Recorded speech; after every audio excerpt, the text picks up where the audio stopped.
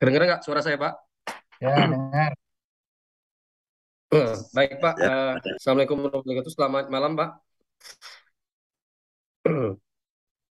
Ya, jadi izin menyampaikan kasus hukum, Pak. Kasus di sini saya akan menerangkan kasus klaim lahan, Pak.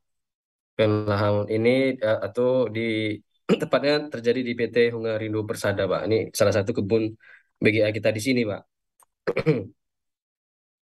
Nah, jadi kita itu sudah pernah GRTT lahan, artinya sudah ganti rugi tanam tumbuh, artinya sudah kita beli itu areal seluas 2.704 hektar, Pak. Itu kita beli, kita ganti rugi tanam tumbuhnya itu dari sejak tahun 2016 sampai dengan tahun 2020. Nah, kemudian setelah kita melakukan GRTT, pembayaran semua ganti rugi ini, kemudian baru kita lakukan kegiatan pengolahannya itu pada akhir tahun 2019, Pak. Setelah selesai terbit MPP, Pak. Nah, sebagai salah satu persyaratan untuk memulai kegiatan pembukaan lahan.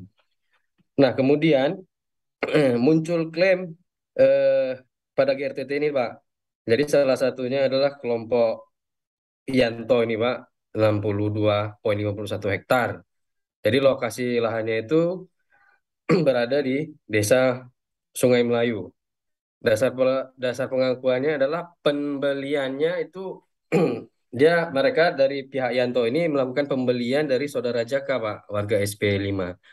Tapi yang jadi masalah pembelian tersebut tidak melalui administrasi pemerintahan desa Sungai Melayu, Pak. Artinya begini, lahan GRTT ini kan Bunga Rindu Persada ini kan masuk daerah administrasi Sungai Melayu, Pak.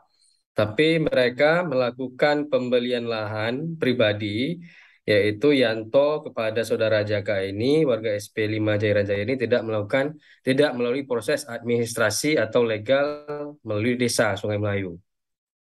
Nah, sedangkan pihak perusahaan itu meng-GRTT kepada eh, Baat, Pak, warga desa Sungai Melayu. Eh, artinya apa? Perusahaan sudah membeli secara legal, Pak, dengan administrasi Desa Sungai Melayu. Dasar pemilikan lahan saudara Pak adalah bekas perladangan yang disebutkan dengan saksi-saksi, Pak. Nah, ini Pak petanya, Pak. Jadi, nah ini yang ada Yanto, terus Darnoto, kemudian ada Didi atau Kalota. Ini daerah daerah sini ini jadi areal klaim dari mereka, Pak.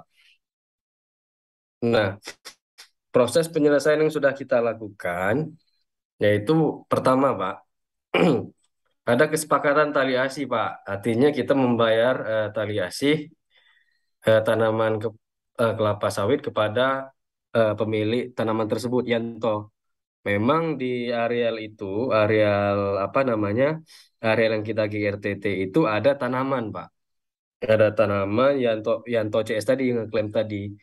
Tapi secara administrasi, secara legal atau hukum, dia tidak ada administrasinya itu masuk ke eh, Desa Sungai Melayu, Pak. Oleh karena itu dianggap apa namanya masih bisa kita bilang belum salah karena itu klaiman sepihak waktu saat itu.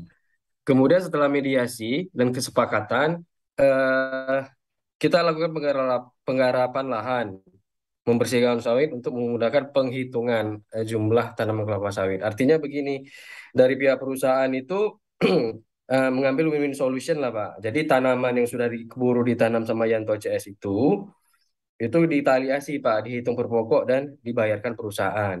Eh, tapi kalau secara lahan itu tetap masuk pada Baat CS tadi, Pak, karena sudah jelas dan legalitas melalui Desa Sungai Melayu.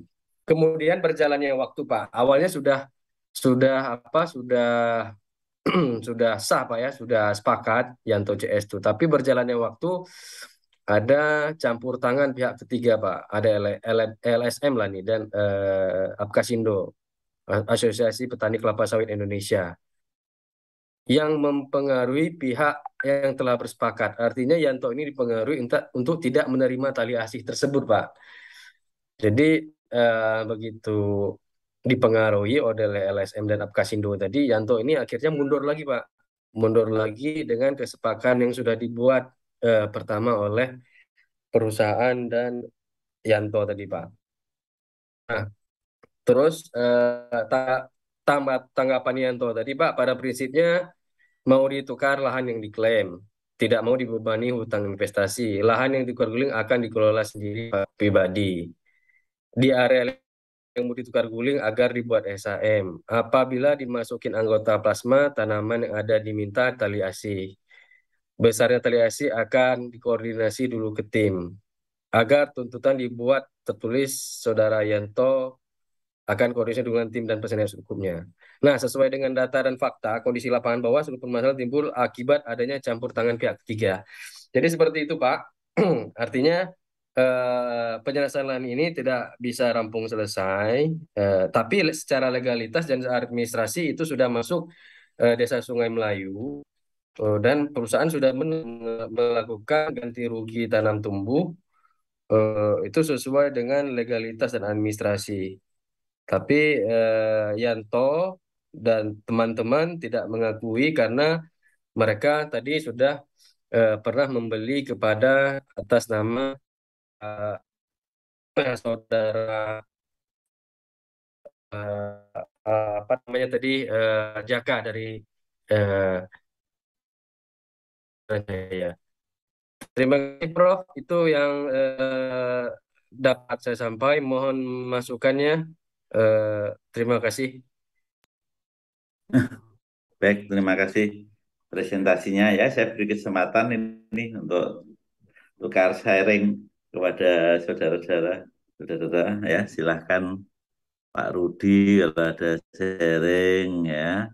Saudara Grosby, saudara ya Pak Adityo, Pak Ketua, Pak Andre, ya, silahkan kalau ada sharing terhadap presentasi ini ya. Dipersilahkan.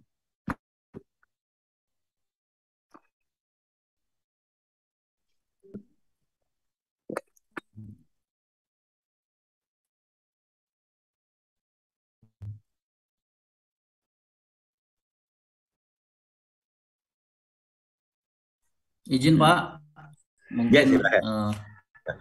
ya, Nah, selamat pengalaman. malam Prof, Silahkan. selamat malam Ya, Bapak-Bapak. selamat malam. Ya, Pak Yadi mungkin saya memberikan uh, masukan Pak. Mungkin ada beberapa Ya, Prof. kejadian yang sama seperti dengan kejadian di sini juga. Alangkah baiknya mungkin kita menindaklanjuti dengan menulis surat ke Dinas Perkebunan. Karena siogianya kita juga kan di bawah pengawasan Dinas Perkebunan mengenai hal ini kan, terutama nanti yang pertama kan memastikan kebun kita itu sebenarnya teritorialnya masuk kemana sejelas-jelasnya kan gitu, apakah masuk ke Sungai Melayu atau kemana tadi, ke satu lagi di luar Sungai Melayu kan gitu kan. Nah, mungkin nanti dari Dinas Perkebunan bisa menindaklanjuti untuk mengundang dinas yang terkait lagi, mungkin dari BPN, kemudian dari pemerintahan setempat untuk menentukan kepastian tapal batas desa ataupun kecamatan gitu Pak. Baru nanti kalau sudah tentu batasnya, mungkin nanti masalah itu akan masuk kemana? Apakah ke mana dia wilayah wilayah administrasinya gitu, sehingga lebih jelas. Mungkin itu Pak. Kemudian juga kalau kita bersikeras sepertinya juga nggak akan ada titik temu, karena mereka juga punya dasar, kita juga punya dasar, ya makanya perlu ada pihak yang menengahi yang lebih kompeten gitu Pak. Mungkin itu Pak masukan dari saya, mungkin dari Bapak-Bapak yang lain. Terima kasih Pak, selamat malam. Baik, terima kasih Pak Grossi ya. Luar biasa ya sharingnya. Silakan untuk segar pengalaman terhadap kasusnya.